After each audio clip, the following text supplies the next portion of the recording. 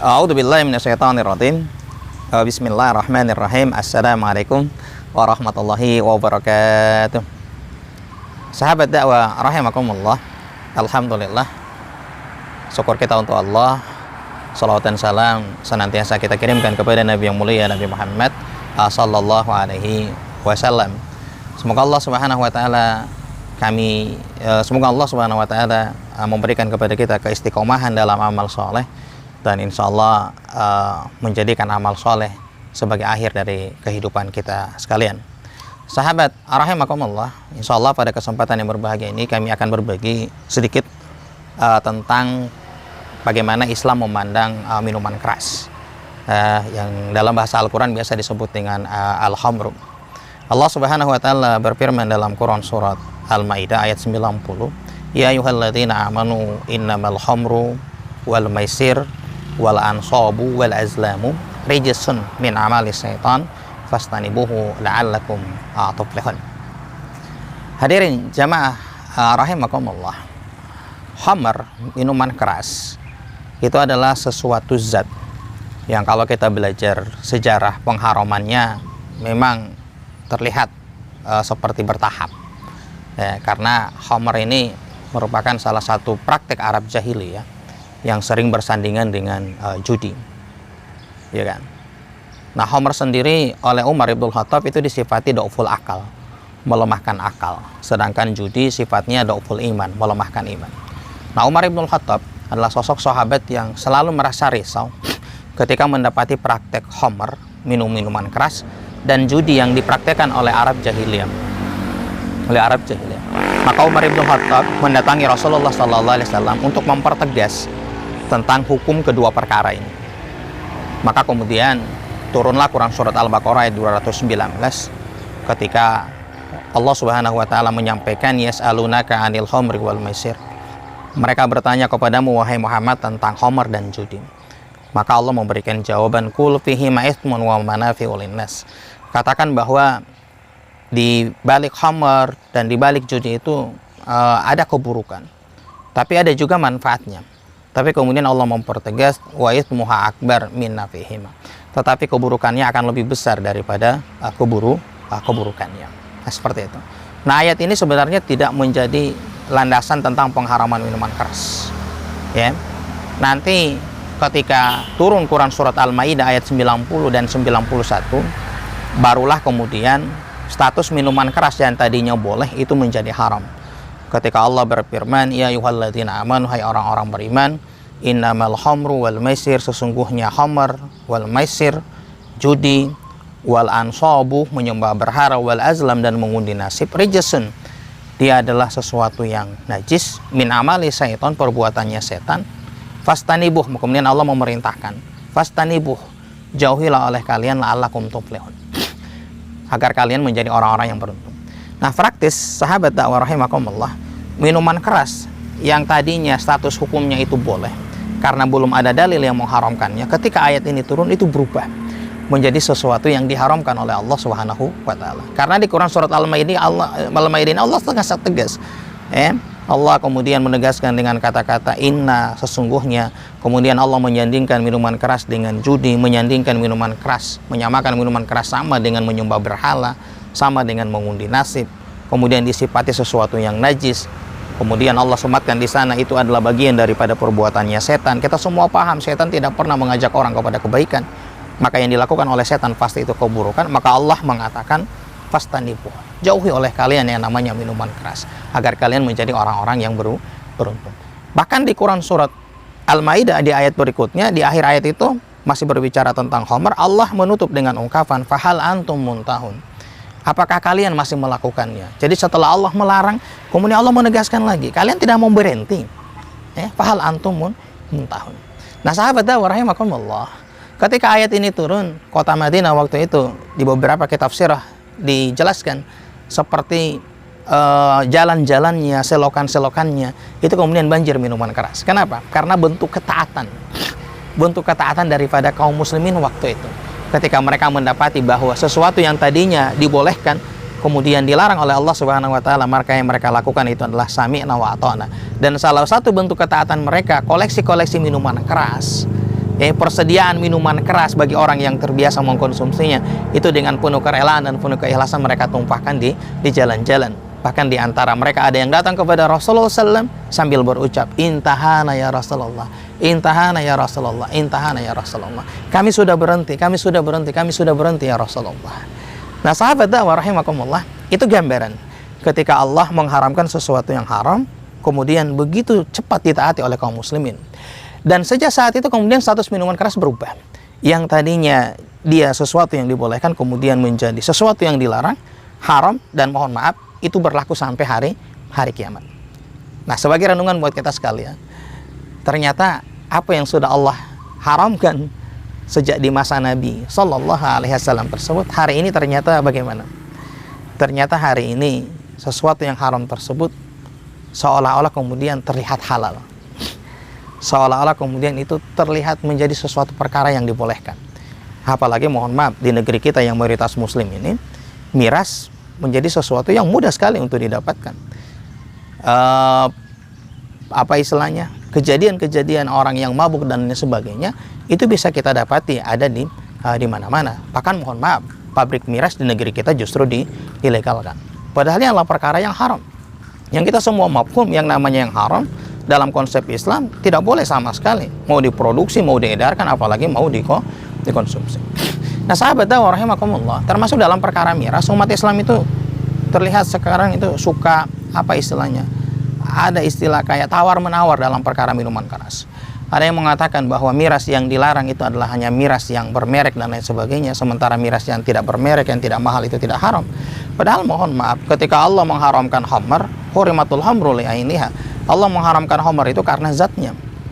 Maka kemudian apapun barang tersebut selama dia sama dengan khamr, ada zat khamr di dalamnya, maka dia adalah sesuatu yang haram. Nah seperti itu. Ada lagi yang mengatakan bahwa yang dilarang itu ketika orang itu mabuk, ketika dia teler, ketika dia minum. Kalau dia minum kemudian tidak mabuk, itu tidak sampai dosa. Ini mohon maaf, qaliluhu wa kathiruhu haram, mau sedikit ataupun banyak, dia tetap haram. Dia tetap haram. Maka kalau ada kemudian orang mengkonsumsi miras, mabuk ataupun tidak, maka dosanya tetap sah. Nah, sahabat rahimakumullah, jadi mau mabuk ataupun tidak, bahkan ada yang lebih parah yang mengatakan yang dilarang itu yang mabuk, tapi kalau jualan tidak apa-apa, itu dapat untung. Naudzubillah summa naudzubillah, justru yang jualan dosanya akan lebih besar. Nah ikhwani, sahabat rahimakumullah, nah dalam perkara minuman keras, Islam itu sangat tegas, bahkan sangat rinci. Sangat rinci, dan Islam menutup semua pintu agar orang itu tidak masuk dalam jaringan dosa minuman keras. Makanya dalam hadis Rasulullah SAW itu dijelaskan ada beberapa golongan yang nanti kena laknat hanya gara-gara minuman keras. Maka Rasulullah SAW mengatakan, la'anallahu fil hamri, Allah melaknat dalam urusan khamr. Ada yang disebut syaribaha, orang yang meminumnya, wasakoyaha, orang yang sekedar menuangkannya, wa asiraha wa mu'tasiraha, orang yang memeras, artinya produsen, kemudian orang yang meminta diperaskan, mungkin distributor kayak sekarang hari ini. Seperti itu, termasuk orang wahamilulaha, orang yang membawakan, ya kan? Orang yang hanya mengantarkan atau membawakan, itu nanti dosanya sama dengan dosa orang yang minum. Waba'iyaha wa mubta'a biha, orang yang membelikan atau orang yang menjual, itu semua nanti kena jaringan-jaringan daripada dosa orang yang akan dilaknat dari perkara minuman keras. Bahkan wakilah sama nuhu, orang-orang yang menikmati keuntungan dari penjualan minuman keras, itu sama saja mereka akan mendapati dosa sebagaimana dosa orang yang melakukan minuman keras. Makanya kalau ada orang, mohon maaf sahabat rahimakumullah, kalau ada yang jualan miras memang untung, tapi kemudian keuntungannya kasih makan anak istri, naudzubillah summa naudzubillah. Bagaimana mungkin anak istri kita kemudian kita besarkan dengan harta hasil penjualan minuman keras? Sekali lagi sahabat dakwah rahimakumullah, Islam itu menutup semua pintu tentang minuman keras. Pokoknya mulai dari level atas sampai level bawah itu ditutup oleh Islam agar kemudian tidak menjadi sesuatu yang tersebar luar di tengah masyarakat. Mungkin hari ini kalau saya ingin nambahin, ada yang paling atas loh untuk perkara miras. Siapa? Orang yang kasih izin, orang yang memberi izin beroperasinya tempat minuman keras. Atau yang lebih atas lagi, orang yang memberi izin beroperasinya pabrik minuman keras. Maka mohon maaf, setiap hari ada ribuan botol yang diproduksi berisi minuman keras, dan malamnya ada banyak orang-orang yang teler gara-gara minuman keras, maka mohon maaf, dosa yang terjadi dari semua minuman keras tersebut akan dikirimkan kepada orang yang tanda tangan. Orang yang hanya sekedar tanda tangan, sifatnya memfasilitasi kemaksiatan gara-gara minuman keras, maka mohon maaf, tanda tangan Anda itu akan menjadi kiriman dosa buat Anda. Hadirin sahabat dakwah rahimakumullah. Nah, di dalam hadis-hadis Nabi memang ada seperti hikmah yang Allah hadirkan untuk penentara minuman keras. Makanya dalam konsep Islam, ketika Rasulullah SAW mengatakan istanimul habra fa innaha miftahun min kulli syarrin, jauhi oleh kalian minuman keras karena dia adalah miftah, kunci dari semua keburukan. Di hadis yang lain disebut dengan ummul habais, minuman keras itu adalah induk dari semua perbuatan-perbuatan jelek. Artinya apa? Miras itu mengantarkan orang terhadap perbuatan maksiat yang berikutnya. Miras itu bisa menghantarkan orang pada perbuatan kriminal-kriminal yang lain. Itulah yang disebut dengan miftahun min kulli syarrin ummul habais, kunci dari semua keburukan. Kenapa? Nah, kembali ke Umar yang tadi. Umar menegaskan bahwa yang namanya miras itu dhauful akal, melemahkan akal. Orang kalau sudah dalam kendali minuman keras, apalagi sudah teler, dhauful akal, lemah akalnya, pikirannya tidak jernih, ya kan? Pikirannya tidak lurus, mudah sekali emosi, mudah sekali terpengaruh. Maka pada saat itulah jangan pernah kaget, jangan heran jikalau ada kemudian ada yang membunuh tapi gara-gara sudah mabuk. Ada orang yang berzina gara-gara sudah mabuk. Ada orang yang bakar rumah gara-gara sudah mabuk. Dan dalam catatan kepolisian dan lain sebagainya banyak sekali problem-problem kriminal yang ternyata diawali gara-gara dengan minuman keras. Hebatnya Islam. Kemudian ini dilarang. Kenapa? Karena jelas. Dan bagi umat Islam mestinya kita sadar bahwa ketika Allah menghadirkan sebuah larangan, maka pasti ada mudarat yang ingin Allah jauhkan kepada kita. Dan kalau kita berbicara minuman keras, sudah jelas mudaratnya, sering terlihat di mana-mana. Gara-gara minuman keras, orang marah-marah, orang bunuh-bunuhan, orang sampai kemudian bertengkar, bahkan ada muncul kriminal-kriminal pelaku maksiat yang lain gara-gara minuman keras. Makanya sahabat dakwah rahimakumullah, di kesempatan yang berbahagia ini kami mengajak seluruh umat Islam, kita mestinya sadar apa yang sudah Allah haramkan untuk kita, maka pasti ada keburukan yang ingin Allah hindarkan dari sana. Maka ketika Allah sudah mengharamkan minuman keras, ya, maka jangan pernah bersentuhan dengannya, jangan pernah berurusan dengannya, seperti itu. Maka jangan pernah meminumnya dan jangan juga terlibat dalam jaringan, mulai dari produksi, distributor yang membawakan, yang memfasilitasi, yang membelikan, itu jangan pernah lagi. Kenapa? Karena tidak ada keberkahan, kebaikan sama sekali di balik minuman keras. Bahkan dalam Islam, kalau kita mau merujuk ke kitab Nizamul Uqubat, orang yang berurusan dengan minuman keras itu hukumannya cambuk. Jalada Rasulullah SAW arba'in, wa Abi Bakrin arba'in, wa Umar 80. Di masa Rasulullah SAW, pelaku minuman keras itu dicambuk 40 kali. Di masa Rasulullah 40 kali, di masa Abu Bakar 40 kali, di masa Umar ibnul Khattab dia lipat gandakan 80 kali. Makanya ini salah satu hudud, suatu hukum yang sudah ditetapkan, pilihannya cuma dicambuk 40 atau 80 kali. Itu dalam Islam sangat tegas sekali. No, kalau di kita, Allahu ya Rabb, coba bisa tidak kita melaporkan orang yang mabuk untuk dihukumi? Tidak bisa. Tidak bisa selama dia belum meresahkan, selama dia belum mengganggu, selama hanya dinikmati sendiri. Seperti itu. Apakah kemudian dalam Islam ada larangan distributor? Oh, jelas dilarang.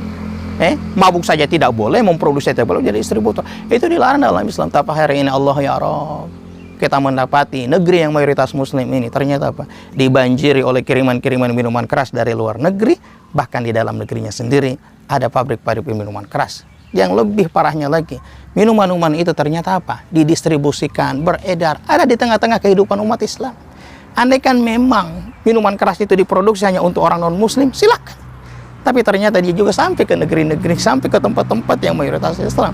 Akhirnya apa? Naudzubillah, umat Islam dirusak akalnya, dirusak kehidupannya oleh minuman keras. Olehnya itu sahabat dakwah rahimakumullah, umat Islam mestinya harus sadar ketika Allah mengharamkan ini, maka kita harus meninggalkannya. Dan umat Islam juga harus sadar. Mohon maaf, ini bukan sara, tapi kami ingin menyadarkan umat Islam bahwa ternyata kita, umat Islam, paling banyak itu adalah korban dari minuman keras. Kenapa? Kita yang mabuk, kita yang bunuh-bunuhan, yang kita bakar-bakaran, kita yang bertengkar gara-gara minuman keras, kita yang mengeluarkan uang untuk membelinya, sementara uangnya lari kepada siapa? Produsen, distributor, dan lain sebagainya. Mohon maaf, rata-rata itu bukan dari kita, tapi dari golongan yang lain. Akhirnya apa? Kita harus sadar bahwa miras memang sengaja dihadirkan untuk kita, untuk merusak generasi kita dan sebagainya.